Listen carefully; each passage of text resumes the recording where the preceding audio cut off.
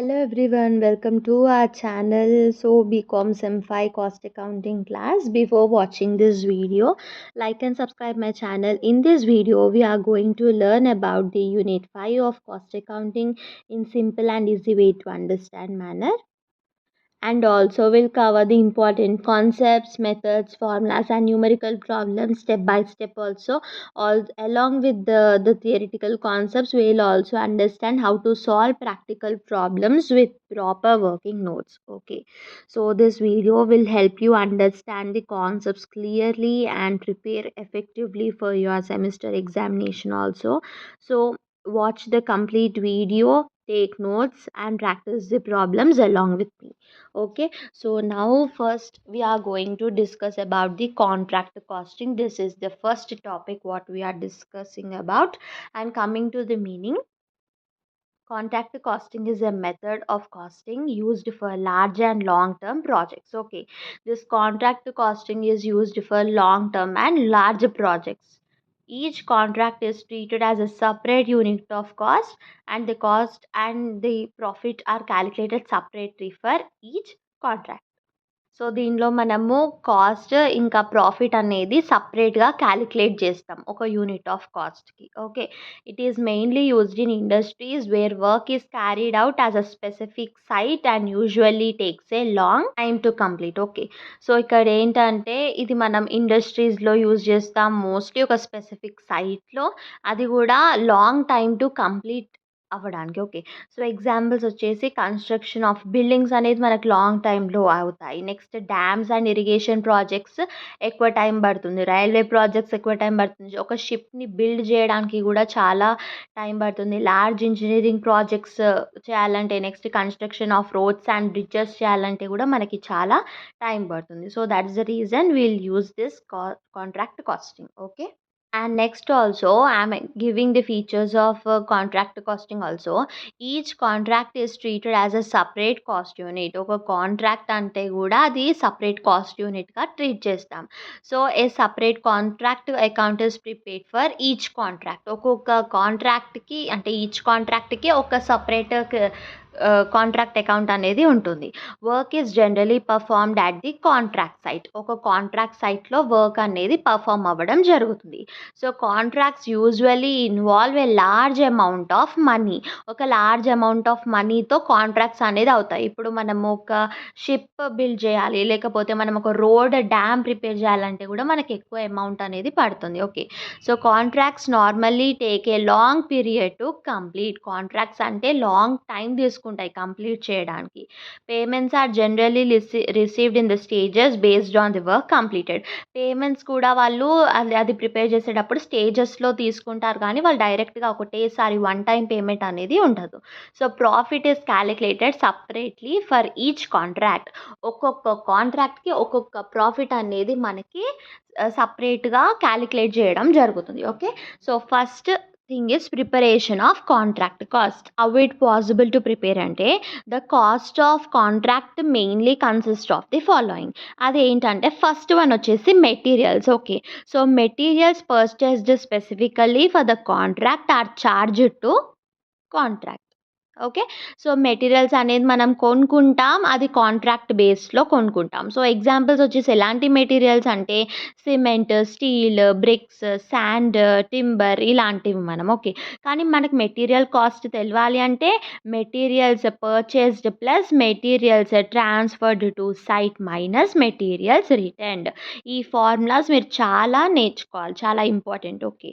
So second వచ్చేసి labour. wages paid to workers engaged on the contract are charged to the contract.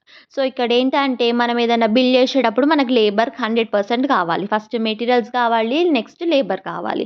So materials అయిపోయింది, ఇప్పుడు labour చూద్దాం. Labour వచ్చేపాటికి examples ఏంటంటే carpenters, electricians, helpers, masons ఇవన్నీ labours కిందకు వస్తారు. ఓకే. సో నెక్స్ట్ వచ్చేసి direct expenses. Expenses directly related to A particular contract are charge to the contract. మనకి ఎక్స్పెన్సెస్ కూడా కావాలి. మనకి డైరెక్ట్ ఇవ్వకపోయినా మొత్తం అంటే ఫుల్ క్యాష్ ఇవ్వకపోయినా కూడా ఒకటేసారి, లేదా ఫుల్ యూపీఐ పేమెంట్ చేయకపోయినా ఒకటేసారి మనకి సమ్ ఆఫ్ ది అమౌంట్ అయితే మెటీరియల్ కొనుక్కోవడానికైతే ఇవ్వాలి కదా. సో అలా డైరెక్ట్ ఎక్స్పెన్సెస్ అనేవి ఉంటాయి. దానిలోని ఎగ్జాంపుల్స్ వచ్చేసి special machinery expenses, architect fees, special design charges, special transport expenses. దానికి ట్రాన్స్‌పోర్ట్‌కి ఎక్స్‌పెన్సెస్ ఉంటాయి. దానికి ఒక డిజైన్ కనిపెట్టిన దానికి ఎక్స్‌పెన్సెస్ తీసుకుంటారు. ఆర్కిటెక్ట్ బిల్డ్ చేసిన దానికి ఫీజ్ తీసుకుంటారు. అలా ఉంటుంది. నెక్స్ట్ వచ్చేసి plant and machinery. If machinery is used for contract, the appropriate plant cost of depreciation is charged to the contract. Machinery ఒకవేళ మనం కాంట్రాక్ట్‌కి యూజ్ చేస్తే సో, అప్రోప్రియేట్ ప్లాంట్ కాస్ట్ ఇంకా డిప్రిషియేషన్ అనేది ఛార్జ్ తీసుకుంటారు. ఓకే. సో, నెక్స్ట్ వచ్చేసి over heads.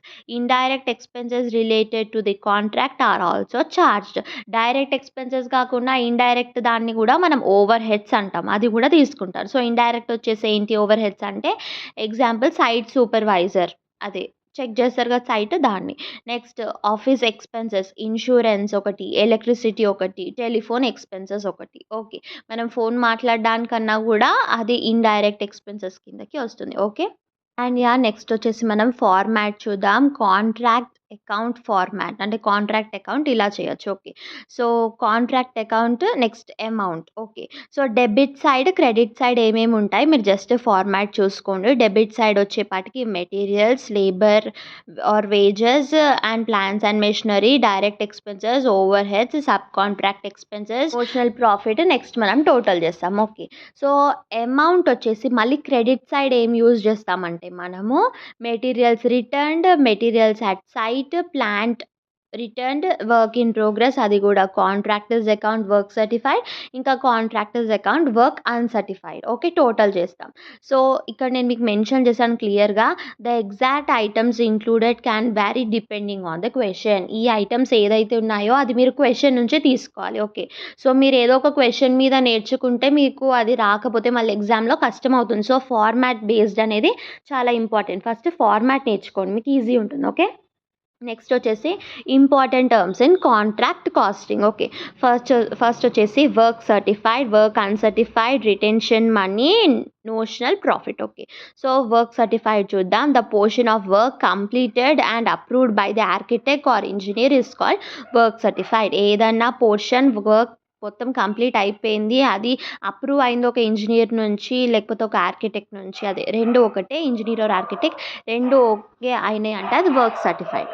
Work uncertified అంటే it is opposite to work certified. మొత్తం work complete కాలేదు. సో, ఇంజినీర్ అనేది అప్రూవ్ చేయలేదు.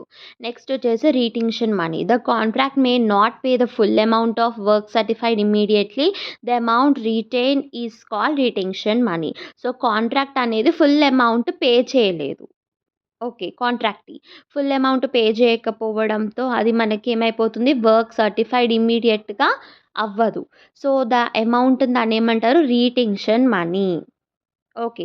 సో, నెక్స్ట్ వచ్చేసి రీటెన్షన్ మనీ కనుక్కోవాలంటే value of work certified minus cash received. ఈ ఫార్ములాస్ గుర్తుపెట్టుకోవాల్సి ఉంటుంది మీరు.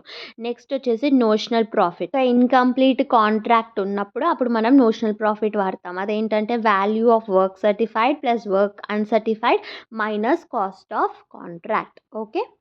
వచ్చేసి నేను మీకు ఎగ్జాంపుల్ ఇస్తున్నాను. సపోజ్ అంటే అది క్వెషన్ మెటీరియల్స్ వచ్చేసి 50,000, labour is 30,000, plant is 10,000, over heads is 5,000, work certified is 1,20,000, work uncertified is 5,000. Okay.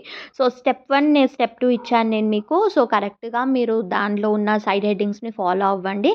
Calculate total contract cost అదొచ్చేసి ఏంటి 50,000, 30,000, 10,000 ప్లస్ 5,000 మీరు యాడ్ చేయాలి. అంటే materials plus labour plus plant plus overheads. Okay. అప్పుడు మనకి 95,000 వస్తుంది. Calculate notional profit. Notional profit చేయాలంటే ఏం చేయాలి? Work certified plus work uncertified minus మనకేమొచ్చింది టోటల్ కాంట్రాక్ట్ కాస్ట్. మనం సబ్ట్రాక్ట్ చేస్తే మనకి 30,000 వస్తుంది. Okay. So, notional profit is 30,000. మొత్తం ఫార్ములా బేస్డే. మీరు ఫార్ములాస్ నేర్చుకుంటే మీకు ఇదొక ఆన్సర్ అనేది ఒక సూపర్ ఈజీ అయిపోతుంది. Okay. And next coming to the second question వచ్చేసి ఇంపార్టెంట్ క్వెషన్ ఇది కూడా.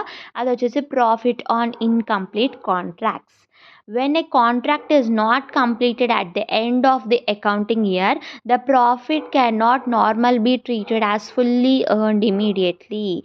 A suitable portion of the profit is transferred to the profit and loss account, while the remaining amount is kept as reserve.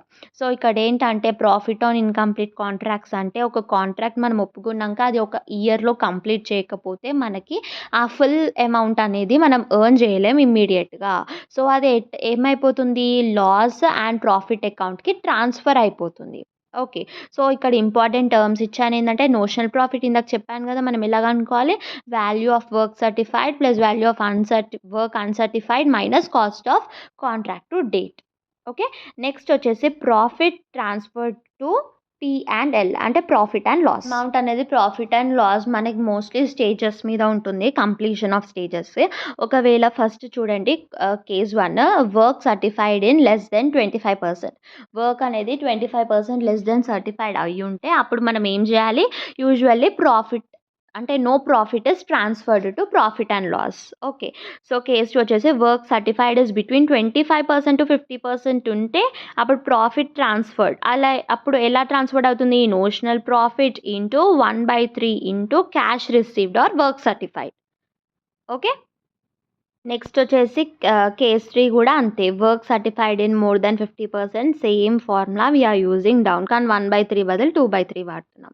Next case 4, contract is nearly completed, profit based on estimated total profit may be calculated using the estimated cost and also the contract price. Okay.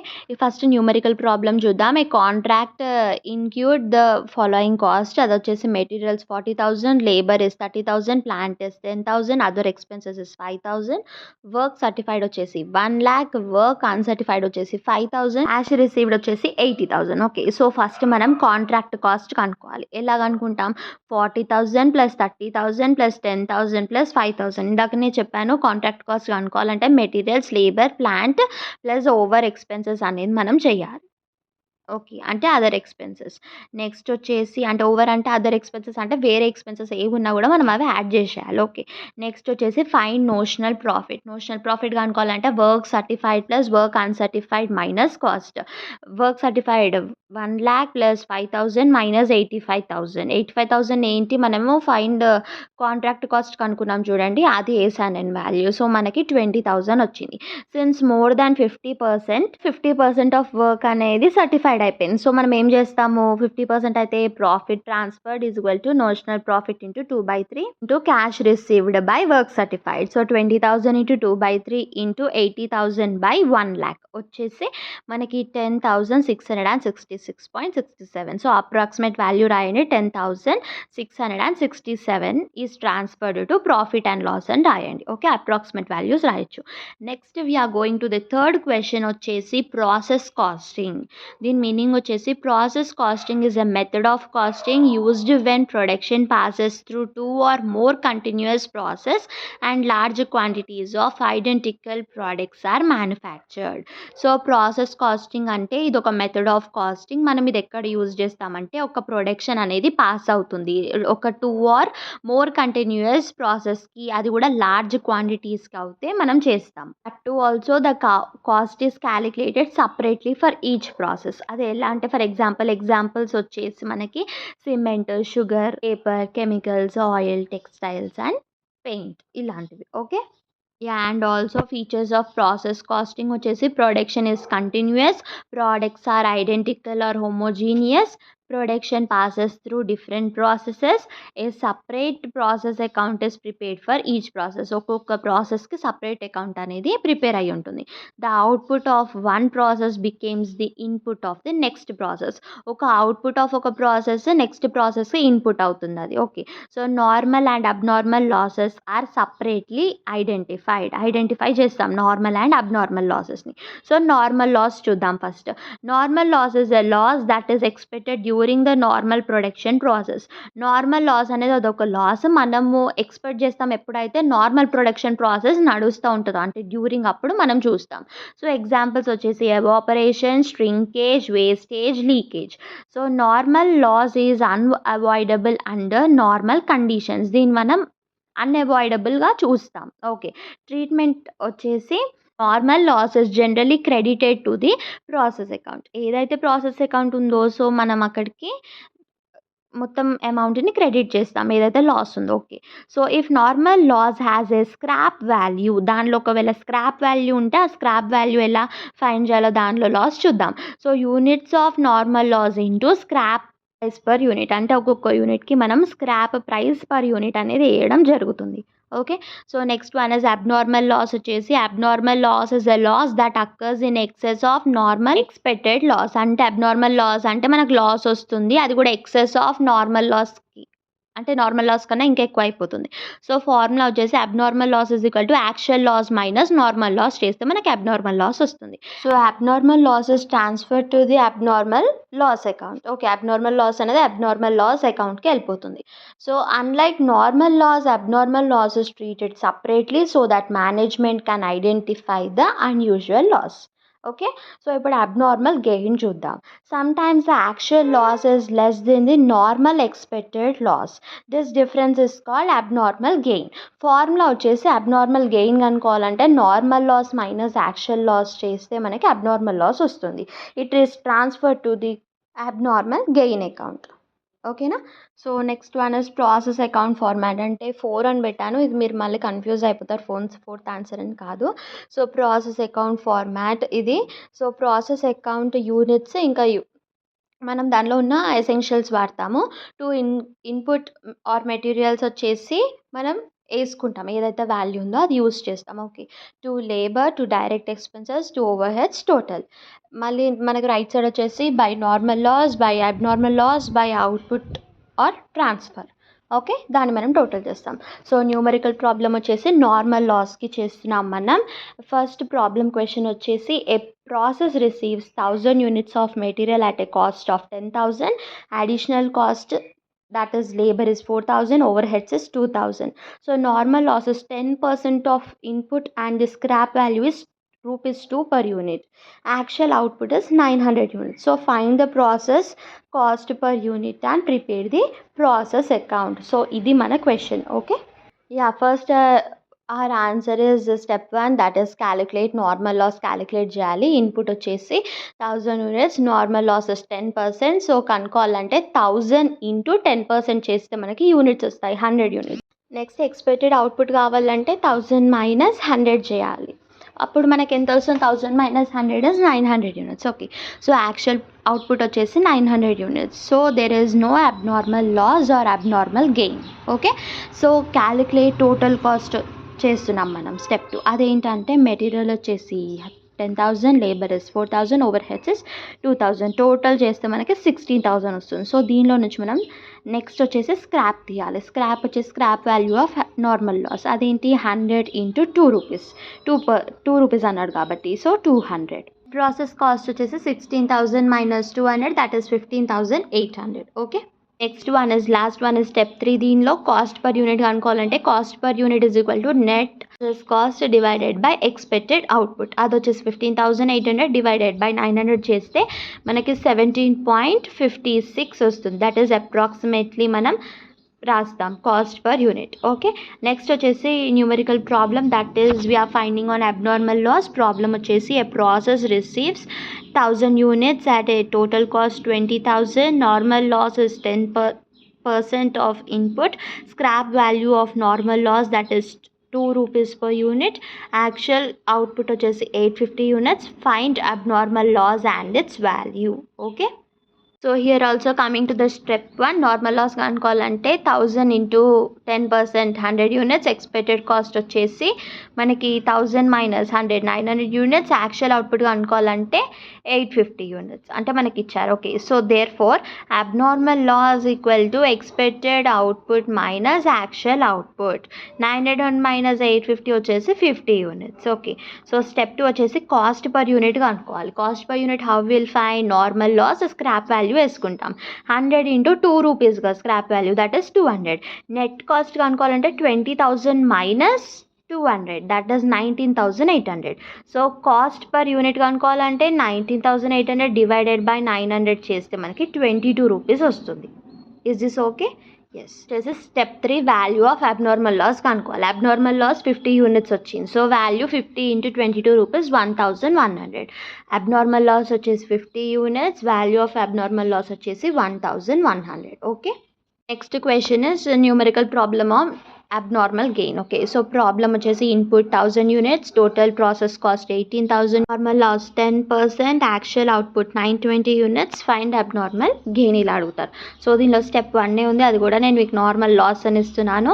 That is also 1000 into 10% 100 units. So expected output కావాలంటే 1000 minus 100, that is 900 units. Actual output ఇచ్చారు మనకి ప్రతి క్వశ్చన్లో, that is 920 units. Okay, next one is since actual output is greater than expected output, అప్పుడు మనం ఏం చేస్తాం, abnormal gain ఈజీగా కనుక్కుంటాం. 920 minus 900 20 units. So abnormal gain వచ్చేసి 20 యూనిట్స్. ఓకే, సో నేను మీకు చెప్పిన ప్రతి న్యూమరికల్ ప్రాబ్లం అనేది మీరు జస్ట్ ఒక బుక్లో ప్రాక్టీస్ చేస్తేనే మీకు క్వశ్చన్ అండ్ ఆన్సర్ కూడా మీకు అర్థమవుతుంది. This is the important topics of Unit 5 Cost Accounting. So this brings us the end of the Unit 5 of Cost Accounting also.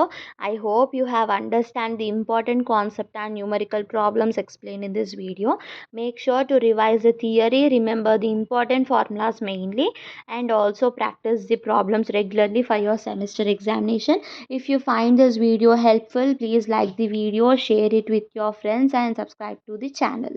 For more BCom Sem 5 cost accounting classes and exam preparation videos also.